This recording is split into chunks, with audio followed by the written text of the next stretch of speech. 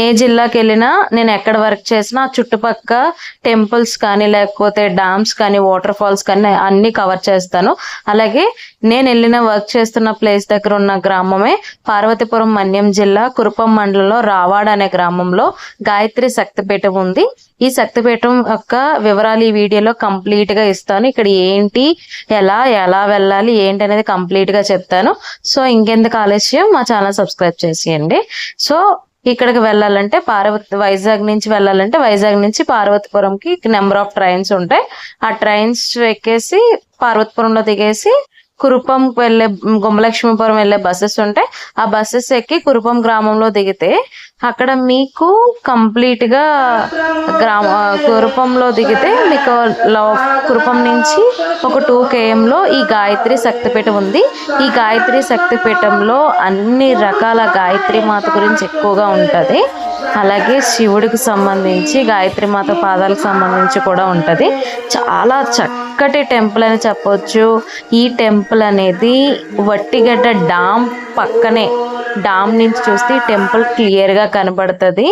ఇక్కడ మనం టెంపుల్ కి అయితే లోపలికి ఎంటర్ అయిపోయాము. ఇక్కడ ఈ టెంపుల్ అనేది ఎక్కువగా ఈ కురుపం అనేది ఒడిస్సా బోర్డర్ కాబట్టి, ఒడిస్సా బోర్డర్ అవ్వడం వల్ల ఇక్కడ ఎక్కువగా ఒరియా బ్రాహ్మిన్స్ ఉంటారు.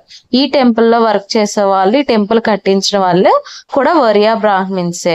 సో ఇక్కడ చూస్తున్నారు కదా, లోపల టెంపుల్ కి ఎంటర్ అయినప్పుడు మీకు ఆ ఆధ్యాత్మిక డివోషన్ అనేది చాలా చక్కగా కనబడుతుంది. దీని పక్క ఈ టెంపుల్ కి రావాలన్నా, ఈ టెంపుల్ కి వస్తే పక్కనే డామ్ ఉంటది, ఆహ్లాదకరంగా కూడా ఉంటది. సో మీరు కూడా విజిట్ చేసియండి, మర్చిపోవద్దు. అలాగే ఇక్కడ చూస్తున్నారు కదా, ఇక్కడ టెంపుల్ కట్టిందంతా నగరా స్టైల్లో కట్టారు. మనకి ఆల్రెడీగా ఒరిస్సా అంటేనే గజపతులు వీళ్ళందరూ గుర్తొస్తారు కదా, అటువైపు అంతా నగరా శైలి కాబట్టి నగరా స్టైల్లోనే కట్టారు. సో ఇక్కడ చూస్తున్నారా, సప్త ఋషుల విగ్రహాలు కూడా బయట ఎంట్రన్స్ లో కట్టడం జరిగింది. ఏ ముని ఏంటి అనేది కంప్లీట్ గా నాకు పంతులు గారు అయితే వివరించడం జరిగింది. ఇక్కడ సంకల్ప సిద్ధి వినాయకుడు, కుమారస్వామి, లేని దేవుడు అంటూ లేరండి. ఇక్కడ అంతమంది దేవుళ్ళను, సప్త ఋషుల్లో, గాయత్రి మాతల్లో, లక్ష్మీనారాయణను అందరినీ చూపించారు. ఇక్కడ ఋషి మనల్ని చూస్తున్నారు కదా, అందరి దేవుల్ని మనకు క్లియర్ గా అయితే మాత్రం చూపించారు. మీరైతే మాత్రం ఈ టెంపుల్ విజిట్ చేయాల్సిందే. ఇక్కడ అన్ని రకాల పూజలు కూడా చేస్తారంట. కానీ చాలా చక్కగా అయితే మాత్రం నాకు ఎప్పుడు అన్ని రోజులు ఉన్నాను కానీ ఎప్పుడు విజిట్ చేయలేదు. ఎందుకో వెళ్ళాలనిపించి ఆ డామ్ చూడడానికి వెళ్తే నాకు ఈ టెంపుల్ ఉందని తెలిసింది. ఈ గాయత్రి శక్తిపీఠం. ఇక్కడ పంతులు గారు లక్ష్మీనారాయణ వ్రతంతో సత్యనారాయణ వ్రతం, ఎవరికి ఏదైనా అంటే సంతానం ప్రవృత్తి లేకపోతే ఇంకా ఇతరమైనటువంటి ఆర్థిక పరిస్థితులు ఇబ్బందులుగా ఉన్నాయనుకోండి, అవన్నీ జరుగుతాయి అన్నమాట. నెక్స్ట్ అది డోలార్ అంటే ఉయ్యాల చేస్తారు, సాయంత్రం చేసేటప్పుడు. ఇది గాయత్రి పంచమహాశక్తి అండి. పైన గాయత్రి, 5 ముఖాలు ఉంది సావిత్రి. మరి గాయత్రి మాతకి రైట్, మనం లెఫ్ట్ అన్నమాట సరస్వతి, ఇటు దుర్గాదేవి, మధ్యలో లక్ష్మి అండి, దుర్గా అండి. ఓకేనా, ఎదరగా చూస్తారు కదా, అది అయ్యప్ప స్వామి వారి తాలూకా సన్నిధానాలు ఎక్కడ పూజలు అవుతుంటాయో మాలాధారణాలు అన్ని కూడా. ఓకేనా, నెక్స్ట్ పంచముఖ గాయత్రితో సాలగ్రాంశలు చూసారా, శ్రీయంత్రం గ్లోబ్ లాగా ఉంది కదా, అది మొత్తం మణిద్వీప వర్ణంతో కూడుకున్నటువంటి శ్రీచక్ర రాజనిలయం అంటే మేరు అంటారు అనమాట. మేరు అంటే పై నుంచి, అందులో షోడశ కళాత్మక మరి అన్ని శ్రీచక్ర రాజుతో ఎవరితాలు మ్యారేజ్ డే, తర్వాత మరి పుట్టినరోజులు, లేకపోతే సంతానం, లేకపోతే ఇలాంటివన్నీ కూడా ప్రతి శుక్రవారం విశేష పూజలు అవుతాయండి. అది పసుపు కుంకుమ పెట్టారు కదా, ఏంటది? ఏదండి, కొబ్బరికాయల? అది కొబ్బరికాయలు కాదండి, మారేడు శ్రీఫలం. శ్రీఫలం అండి. ఓకేనండి, ఇది శక్తి కలశాలండి. వచ్చిన అన్ని తీర్థయాత్రలు బాగుంటున్నాయి. శ్రీ కాళికాయానికి సదాశివాన్ని కుజదూపం, నాగదూపం, విపరీతమైన వివాహ ప్రతిబంధక సమస్యలు ఏ ఉన్నాయి అన్ని కూడా శ్రీ కాళికాయాని మాత సహిత సదాశివం. ఓకేనా, అంటే సతీదేవి తాలూకా 2వ పుట్టుక పార్వతీదేవి అవన్నీ. ఇది సంతోషి మాత. ఇక్కడ సంతోషమైన శుక్రవారం వ్రతాలు కూడా అవుతాయి. అన్ని రకాల, ఇది మహాపుణ్యక్షేత్రం. చాలా నీట్ గా, అంటే ఎప్పుడు ఇటువైపు రాలేదు, అన్ని బాగుంది. అంటే అన్ని దేవుళ్ళు అన్ని ఒకే దగ్గర ఉన్నాయి. ఇప్పుడు కొత్తగా మండపం నిర్మాణం అవుతుందండి, ఇంకా కళ్యాణ మండపం. సో గాయత్రి మాత గురించి చెప్పిన తర్వాత నెక్స్ట్ అవుటర్ కి వెళ్తే ఇక్కడ అభయ ఆంజనేయ స్వామి, పంచముఖ ఆంజనేయ స్వామి, అలాగే వెంకటరామమూర్తి టెంపుల్ తో పాటు శివ మరి వైష్ణవ మతం, అలాగే సింగనాపూర్ శనీశ్వరుడికి సంబంధించి విగ్రహం.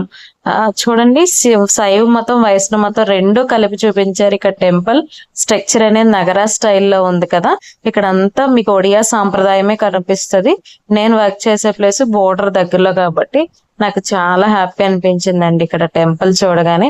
ఇక్కడ మన సింగనాపూర్ లో ఉన్న శనీశ్వరుడు అక్కడ నుంచి తెచ్చిన విగ్రహం అంట. పంతులు గారు క్లియర్ గా నాకైతే మొత్తం ఎక్స్ప్లెయిన్ చేశారు. సో చాలా చక్కగా ఉందండి టెంపుల్ అయితే. టెంపుల్ చుట్టూ విగ్రహాలు భలే కట్టారు.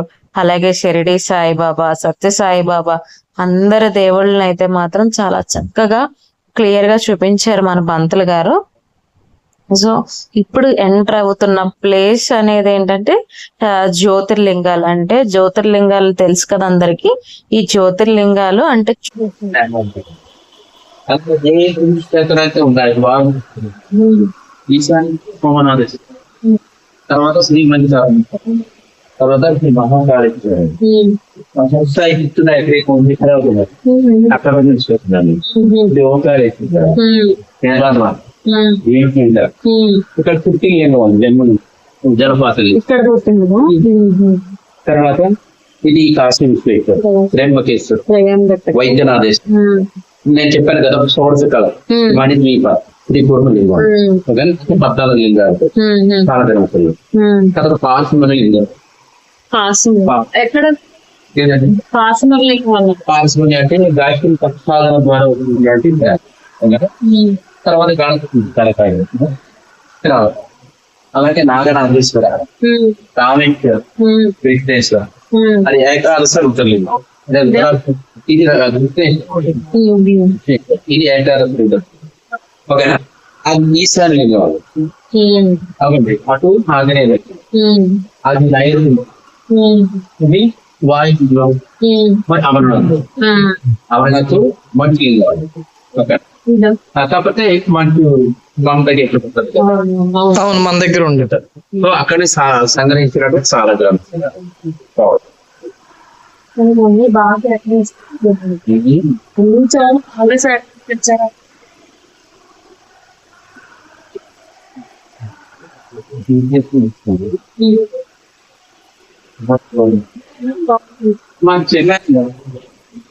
కానీ అదే రావడం. ఈ వీడియోలో కంప్లీట్గా మీకు ఇన్ఫర్మేషన్ అయితే ఇచ్చాను. ఏ దేవుళ్ళు ఉన్నారు, అలాగే ఈ టెంపుల్కి ఎలా రీచ్ అవ్వాలి అనేది నేను కంప్లీట్గా మీకు ఇందులో అయితే చెప్పడం జరిగింది. సో మీకు ఎవరైనా కాల్ చేయాలనుకుంటే ఆ బ్యానర్లో ఉన్న నెంబర్కి కూడా మీరు కాల్ చేయొచ్చు. సో ఈ ఛానల్ మీకు నచ్చితే సబ్స్క్రైబ్ చేయండి, లైక్ చేయండి, షేర్ చేయండి. అలాగే నా Instagram ID Lakshmi Satya home tour and బ్లాగ్స్ని ఫాలో అవ్వండి.